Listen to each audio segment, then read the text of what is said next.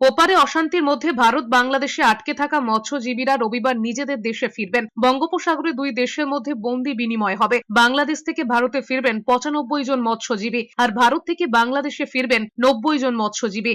বাংলাদেশে বন্দি ভারতীয় মৎস্যজীবীদের অধিকাংশই দক্ষিণ 24 পরগনার কাকদ্বীপ এবং নামখানার বাসিন্দা। প্রায় আড়াই মাস আগে বাংলাদেশের জলসীমার ভিতর ঢুকে পড়ায় কাকদ্বীপের 6টি ট্রলার আটক করেছিল বাংলাদেশ উপকূলরক্ষী বাহিনী। ওই ট্রলারগুলোয় 95 জন মৎস্যজীবী ছিলেন। সম্প্রতি বাংলাদেশের অন্তর্বর্তী সরকার 95 জন মৎস্যজীবীদের বিরুদ্ধে মামলা প্রত্যাহারের সিদ্ধান্ত নিয়েছে। অন্যদিকে ভারতে আটকে থাকা 90 জন বাংলাদেশি মৎস্যজীবীকেও স্বরাষ্ট্র মন্ত্রকের তরফে মুক্তি দেওয়ার সিদ্ধান্ত নেওয়া হয়। পশ্চিমবাংলায় যে 12 জন মৎস্যজীবী আছেন এবং উড়িষ্যাতে যে 78 জন বাংলাদেশি মৎস্যজীবী আছেন, মোট 90 জন মৎস্যজীবীকে আজ কোস্টগার্ড IMBL এর কাছে নিয়ে যাচ্ছেন। এবং বাংলাদেশ থেকেও আমাদের যে 95 জন ভারতীয় মৎস্যজীবী আটকে আছেন ওনাদেরকে বাংলাদেশ কোস্টগার্ড আমাদের IMBL এর কাছে নিয়ে এসে কাল সকালে হস্তান্তর করবেন।